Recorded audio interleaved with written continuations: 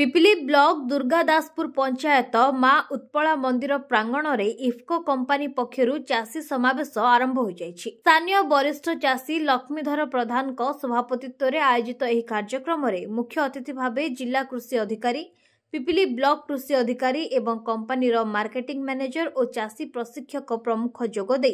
धान चाष और अन्यान्य फसल रे नानो सार और जल द्रवणीय सार प्रयोग संबंध में आलोकपात करथिले।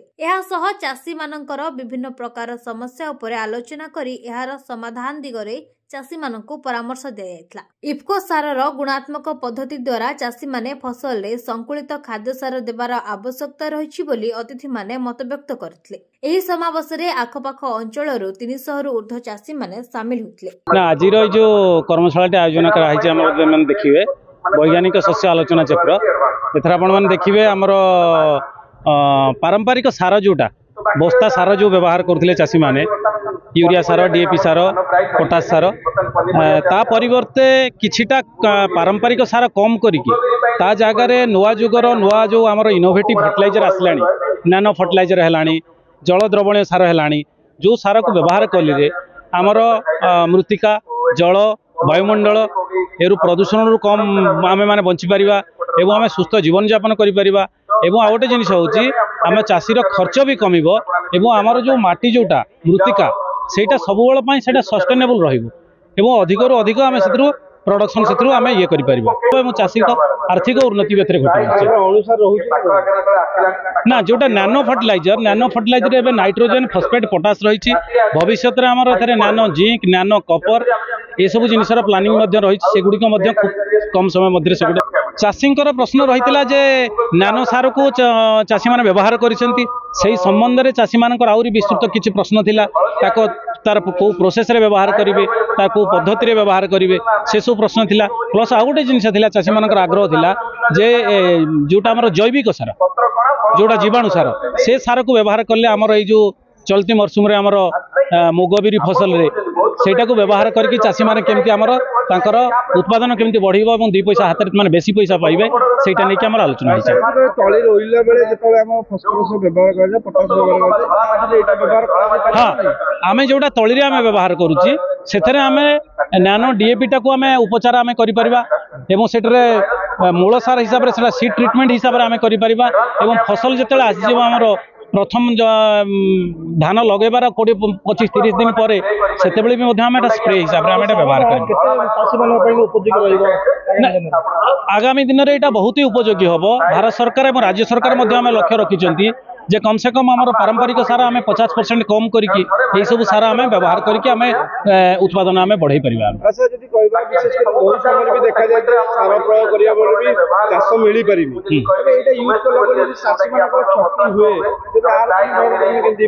ना एथरे देखु यहाँ गोटे वैज्ञानिक पद्धति रे भारत सरकार एवं राज्य सरकार यहाँ मिसिकी यही प्रोडक्ट यहाँ बहुत इनोवेटिव प्रोडक्ट नूतन उत्पादन तेणु ए तार क्षति होबार संभावना नहीं। यहाँ बहुत परीक्षामूलक भाव में राज्य सरकार और भारत सरकार का विभिन्न लैबोरेटरी विभिन्न आमर चाषी फील्ड रे एवं कृषि विज्ञान केंद्र विभिन्न कृषि विश्वविद्यालय सबुठी एटा टेस्ट करके जिनसटा चाषी मानक पे आस। एक्चुअली इफ्को तरफ एठी गोटे कर्मशाला आमर कृषक मानक पई कि दुर्गादासपुर गाँव में आयोजित करा जायछि। एठी इफ्को रो प्रतिनिधि माने अछंती आमर कृषि जिला अधिकारी साखीपाल मध्ये जोग दैछंती मो मध्ये भी जोग दैथिली ए कार्यक्रम रे। ए जो कार्यक्रमटा रहिछि आमर चाषी भाई मानकू एथिरे सचेतन करिवार अछि जे जो नानो डीएपी और नानो यूरिया विभिन्न प्रकार नानो प्रोडक्ट्स एबे आसिलानी आमर फर्टिलाइजर रे से गुड़िकर उपादेयता कौन अच्छी चाषी मैंने व्यवहार करी कौन उपकारिता पाई परिबे एवं तार उपकार तार व्यवहार करिवार पद्धति सब कौन रही से संपर्क में आमर आज कार्यशाला थिला। चाषी भाई माने आमर एठी जो उपस्थित रही से माने बहुत इंटरेक्टिव अच्छे से पचारूले आमे जो नानो डीएपी व्यवहार करूँ बा नानो यूरिया व्यवहार करवा ताकू व्यवहार करने द्वारा आमे जो बल्क यूरिया व्यवहार करूले बा डीएपी व्यवहार करूले बा एमओपी व्यवहार करूले से सब सार को आमे कोन पूरा पूरी छाड़ी देकरी नानो सार को व्यवहार करबा किंतु प्रकृत रे सेया नुहे। आमे तांकर परामर्श देइथिलु जे से माने प्रथम धान फसल जतबेले करूछंती तांकर बासाल डोज रे जहा एप्लीकेशन करबा कथा सेटा को से माने यूरिया, फास्फोरस, पोटास जो आकार अनुमोदित हार रे दबा कथा सार से माने प्रयोग करिवे नानो को फोलियर स्प्रे हिसाब से प्रयोग करेंगे जितेबाला आमर फास्ट आउ सेकेंड टॉप ड्रेसिंग हुए धान में से समय से नानो डीएपी नानो यूरिया फोलियर स्प्रे करेंगे पोटास सार को अलग आकार में देवे ताद्वारा से उपकार पाइबे कहीं नानो सार से जो पत्र में सिंचन कराए पत्र ताको संपूर्ण भाव में ग्रहण करें से सार किसी नष्ट हुए ना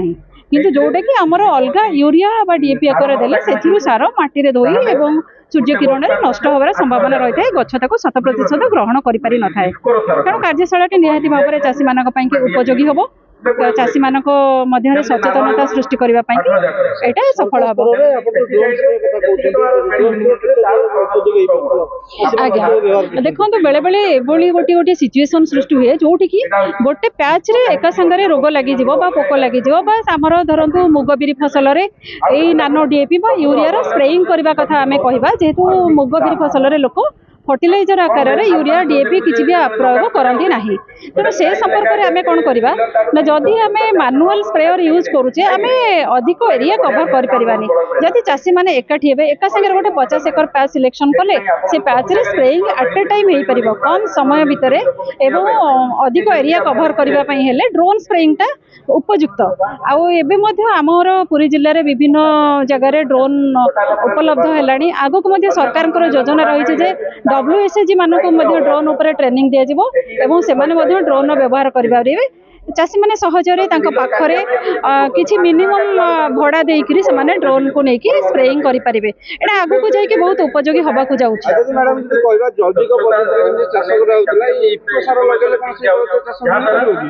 देखते जैविक पद्धति निहाती भाव में गोटे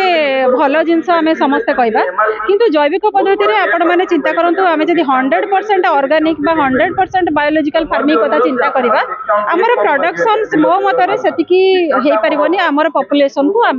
खाद्य जोगे पार्टा संभव हेनी तेणु आम सब इंटीग्रेशन ऑफ फार्मिंग उपर चिंता करूँ समन्वित भाव में जैविक पद्धति नियंतु आपणकर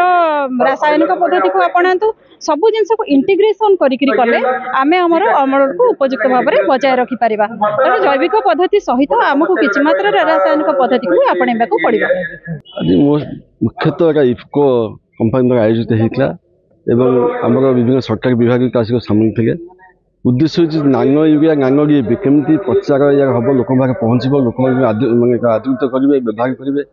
से विषय सचेतन करने कार्यक्रम मुख्य आयोजन कराई आम भी सामिल होती विभिन्न सरकारी विभाग अधिकारी वृंद मुझे जिला कृषि अधिकारी साक्षीपाल और आम सहकारी कृषि अधिकारी भी सी उपस्थित थे विभिन्न परामर्श देते विभिन्न प्रश्नोत्तर कार्यक्रम रही है यही विभिन्न आम संप्रेषण कार्यक्रम चालू रही केमती भविष्य नुआ नुआ जो वैषयिक ज्ञान आसूसी चाषी पाखे पहुँचो से हूँ मुख्य से आयोजन मुख्य उद्देश्य उन्नति हम ये जहाँ कार्यक्रम चाषी चाषी जेहेतु नुआ जिनस अच्छी चाषी सहज ग्रहण करे ना समय आगे बुझापी तेणु प्रथम आस्ते आस्ते कार्यक्रम ये जो चाषी ग्रहण कर समय लगे किसी चाषी भी जो अच्छे मुख्यतः आगुआ चाषी जो अच्छा शुणे निश्चय कार्यकारी करेंगे देखिए अन्य चाषी भी शिखे तो ये समस्त कार्यक्रम चाषी उद्दिष्ट पिपिल मनोरंजन महापात्र रिपोर्ट नीलाद्री मीडिया।